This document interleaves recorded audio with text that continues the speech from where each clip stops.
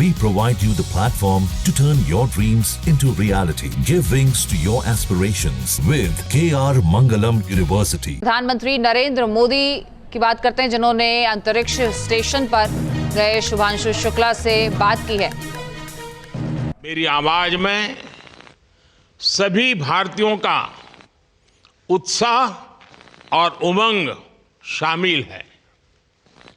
अंतरिक्ष में भारत का परचम लहराने के लिए मैं आपको हार्दिक बधाई और शुभकामनाएं देता हूं। मैं ज्यादा समय नहीं ले रहा हूं, तो सबसे पहले तो ये बताइए, वहां सब कुशल मंगल है? आपकी तबीयत ठीक है? जी प्रधानमंत्री जी, बहुत बहुत धन्यवाद आपकी विशेष का और 140 करोड़ मेरे देशवासियों की विशेष का। मैं यहाँ बिल्कुल ठीक हूँ, सुरक्षित हूँ। आप सबके आशीर्वाद और प्यार की वजह से बहुत अच्छा लग रहा है। बहुत नया एक्सपीरियंस है ये, और कहीं ना कहीं बहुत सारी चीज़ें ऐसी हो रही हैं जो दर्शाती हैं कि मैं और मेरे जैसे बहुत सारे लोग हमारे देश में और हमारा भारत किस दिशा में जा रहा है। ये जो मेरी यात्रा है, ये पृथ्वी से ऑर्बिट की 400 किलोमीटर तक की जो छोटी सी यात्रा है, ये सिर्फ मेरी नहीं है। मुझे लगता है कहीं ना कहीं हमारे देश की भी यात्रा है। बिकॉज जब मैं छोटा था, मैं कभी सोच नहीं पाया कि मैं एस्ट्रोनॉट बन सकता हूँ, लेकिन मुझे लगता है आपके नेतृत्व में आज का भारत ये मौका देता है और उन सपनों को साकार करने का भी मौका देता है। तो ये बहुत बड़ी उपलब्धि है मेरे लिए, और मैं बहुत गर्व फील कर रहा हूँ कि मैं यहाँ पे अपने देश का प्रतिनिधित्व कर पा रहा हूँ। धन्यवाद प्रधानमंत्री जी। शुभ। आप दूर अंतरिक्ष में है, जहां ग्रेविटी ना के बराबर है, पर हर भारतीय देख रहा है कि आप कितने डाउन टू अर्थ है। आप जो गाजर का हलवा ले गए हैं, क्या उससे अपने साथियों को खिलाया? जी प्रधानमंत्री जी, ये कुछ चीज़ें मैं अपने देश की खाने की लेके आया था, जैसे गाजर का हलवा, मूंग दाल का हलवा और आमरस। और मैं चाहता था कि ये बाकी भी जो मेरे साथी हैं, बाकी देशों से जो आए हैं, वो भी इसका स्वाद लें और चखें, जो भारत का जो रिच कलिनरी हमारा जो हेरिटेज है उसका एक्सपीरियंस लें। तो हम सभी ने बैठ के इसका स्वाद लिया साथ में, और सबको बहुत पसंद आया। उसको कहें कि कब वो नीचे आएंगे और हमारे देश आए और इनका स्वाद ले सके हमारे साथ। शुभ। परिक्रमा करना भारत की सदियों पुरानी परंपरा है। आपको तो पृथ्वी माता की परिक्रमा का सौभाग्य मिला है। अभी आप पृथ्वी के किस भाग के ऊपर से गुजर रहे होंगे? जी प्रधानमंत्री जी, इस समय तो मेरे पास ये इंफॉर्मेशन उपलब्ध नहीं है, लेकिन थोड़ी देर पहले मैं खिड़की से, विंडो से बाहर देख रहा था, तो हम लोग हवाई के ऊपर से गुजर रहे थे। और हम दिन में 16 बार परिक्रमा करते हैं, 16 सूर्योदय और 16 सनराइज और सनसेट हम देखते हैं ऑर्बिट से। और बहुत ही अचंभित कर देने वाला ये पूरा प्रोसेस है। इस परिक्रमा में, इस तेज गति में, जिस हम इस समय करीब 28,000 किलोमीटर प्रति घंटे की रफ्तार से चल रहे हैं आपसे बात करते वक्त, और ये गति पता नहीं चलती क्योंकि हम तो अंदर हैं, लेकिन कहीं ना कहीं ये गति जरूर दिखाती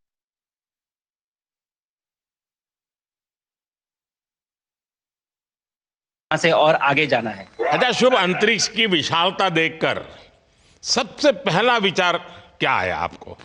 प्रधानमंत्री जी, सच में बोलो तो जब पहली बार हम लोग ऑर्बिट में पहुंचे, अंतरिक्ष में पहुंचे, तो पहला जो व्यू था वो पृथ्वी का था। और पृथ्वी को बाहर से देख के जो पहला ख्याल और पहला जो थॉट मन में आया वो ये था कि पृथ्वी बिल्कुल एक दिखती है। मतलब बाहर से कोई सीमा रेखा नहीं दिखाई देती, कोई बॉर्डर नहीं दिखाई देता।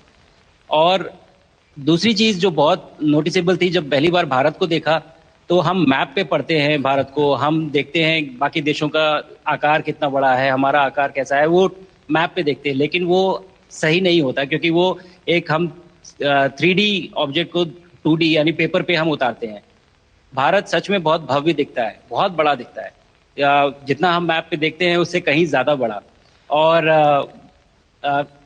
जो वननेस की फीलिंग है, पृथ्वी की वननेस की फीलिंग है, जो हमारा भी मोटो है कि अनेकता में एकता, वो बिल्कुल उसका महत्व ऐसा समझ में आता है बाहर से देखने में कि लगता है कि कोई बॉर्डर एग्जिस्ट ही नहीं करता, कोई राज्य नहीं एग्जिस्ट करता, कंट्रीज नहीं एग्जिस्ट करती। फाइनली हम सब ह्यूमैनिटी का पार्ट है और अर्थ हमारा एक घर है और हम सब के सब उसके सिटीजन्स हैं।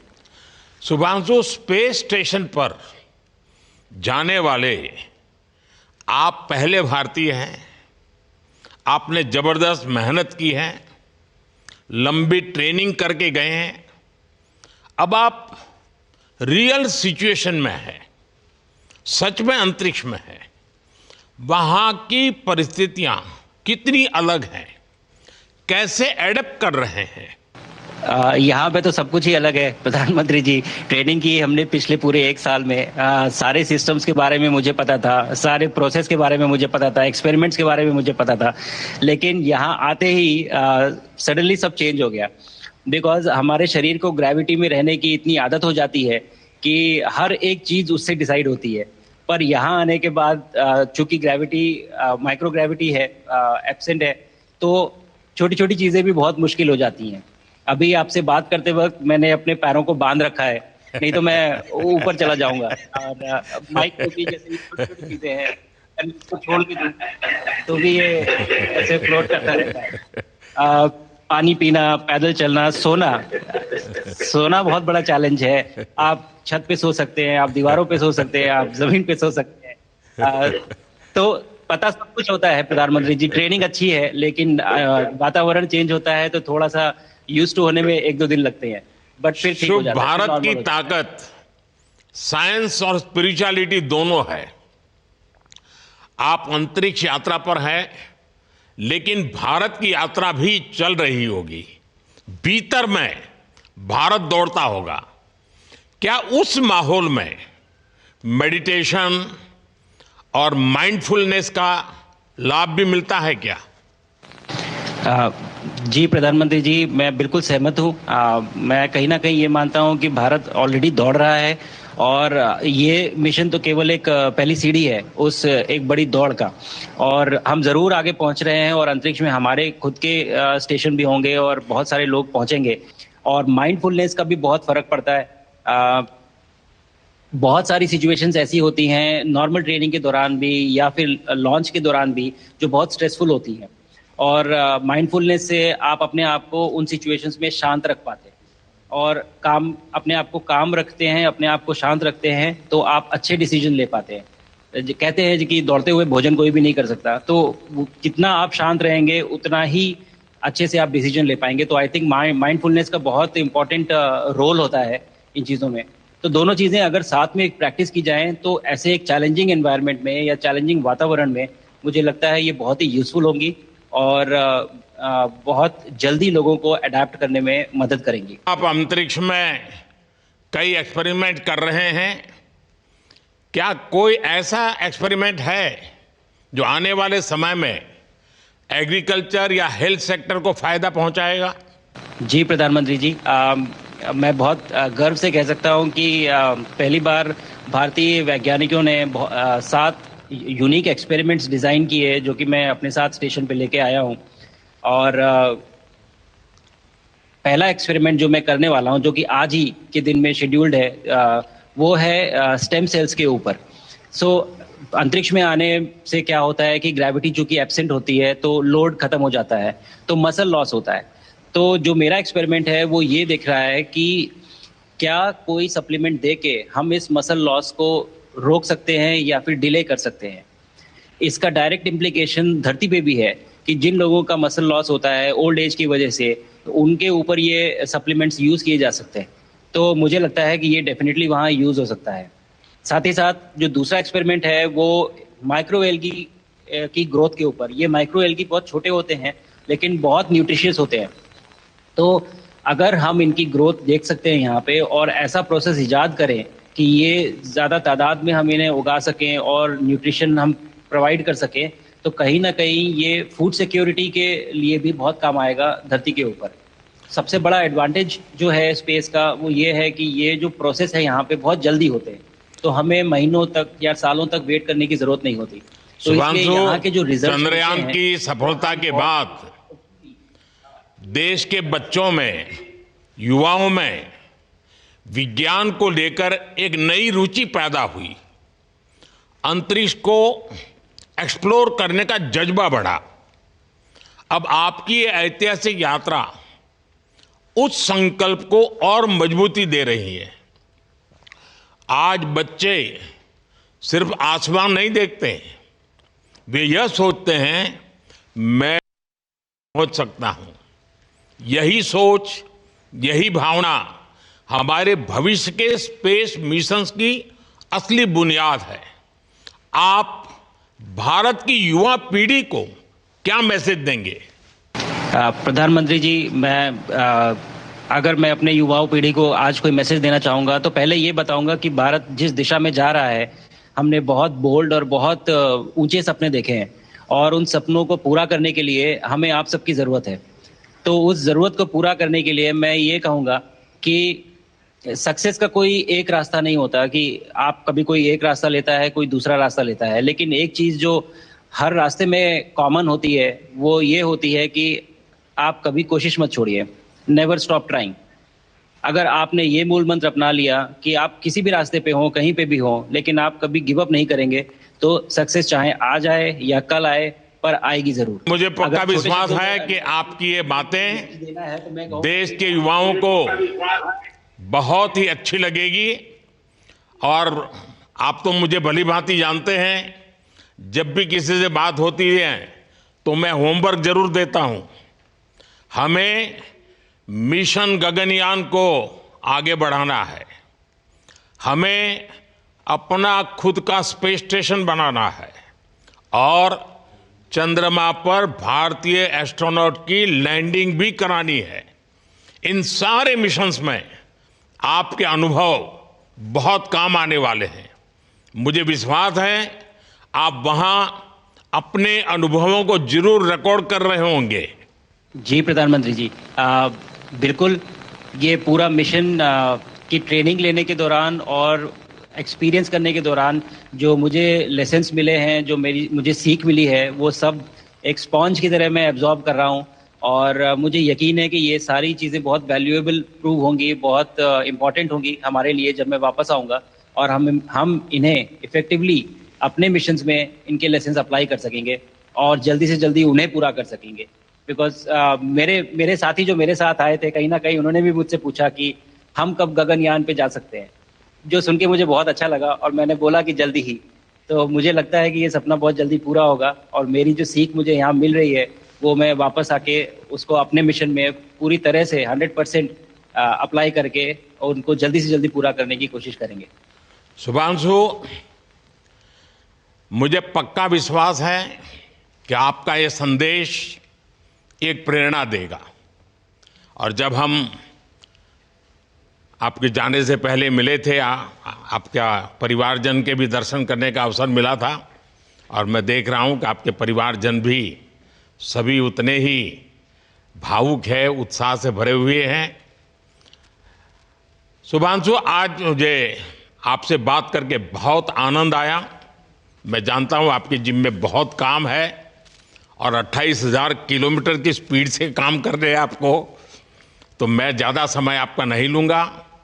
आज मैं विश्वास से कह सकता हूं कि ये भारत के गगनयान मिशन की सफलता का पहला अध्याय है। आपकी यह ऐतिहासिक यात्रा सिर्फ अंतरिक्ष तक सीमित नहीं है, यह हमारी विकसित भारत की यात्रा को तेज गति और नई मजबूती देगी। भारत दुनिया के लिए स्पेस की नई संभावनाओं के द्वार खोलने जा रहा है। अब भारत सिर्फ उड़ान नहीं भरेगा, भविष्य में नई उड़ानों के लिए मंच तैयार करेगा। मैं चाहता हूं, कुछ और भी सुनने की इच्छा है आपके मन में, क्योंकि मैं सवाल नहीं पूछना चाहता, आपके मन में जो भाव है, अगर वो आप प्रकट करेंगे, देशवासी सुनेंगे, देश की युवा पीढ़ी सुनेगी, तो मैं भी खुद बहुत आतुर हूं कुछ और बातें आपसे सुनने के लिए। धन्यवाद प्रधानमंत्री जी। यहाँ ये पूरी जर्नी जो है, ये अंतरिक्ष तक आने की और यहाँ ट्रेनिंग की और यहाँ तक पहुँचने की, इसमें बहुत कुछ सीखा है प्रधानमंत्री जी मैंने। लेकिन यहाँ पहुँचने के बाद मुझे पर्सनल एकम्प्लिशमेंट तो एक है ही, लेकिन कहीं ना कहीं मुझे ये लगता है कि ये हमारे देश के लिए एक बहुत बड़ा कलेक्टिव अचीवमेंट है। और मैं हर एक बच्चे को जो ये देख रहा है, हर एक युवा को जो ये देख रहा है, एक मैसेज देना चाहता हूँ, और वो ये है कि अगर आप कोशिश करते हैं और आप अपना भविष्य बनाते हैं अच्छे से, तो आपका भविष्य अच्छा बनेगा और हमारे देश का भविष्य अच्छा बनेगा। और केवल एक बात अपने मन में रखिए, that sky is never the limit, ना आपके लिए, ना मेरे लिए और ना भारत के लिए। और ये बात हमेशा अगर आपने मन में रखी तो आप आगे बढ़ेंगे, आप अपना भविष्य उजागर करेंगे और आप हमारे देश का भविष्य उजागर करेंगे। और बस मेरा यही मैसेज है प्रधानमंत्री जी। और मैं बहुत ही भावुक और बहुत ही खुश हूँ कि मुझे मौका मिला आज आपसे बात करने का और आपके थ्रू 140 करोड़ देशवासियों से बात करने का। जो ये देख पा रहे हैं, ये जो तिरंगा आप मेरे पीछे देख रहे हैं, ये यहाँ नहीं था। आज कल के पहले जब मैं यहाँ पे आया हूँ, तब हमने ये यहाँ पे पहली बार लगाया है। तो ये बहुत भावुक करता है मुझे और बहुत अच्छा लगता है देख के कि भारत आज इंटरनेशनल स्पेस स्टेशन पहुँच चुका है।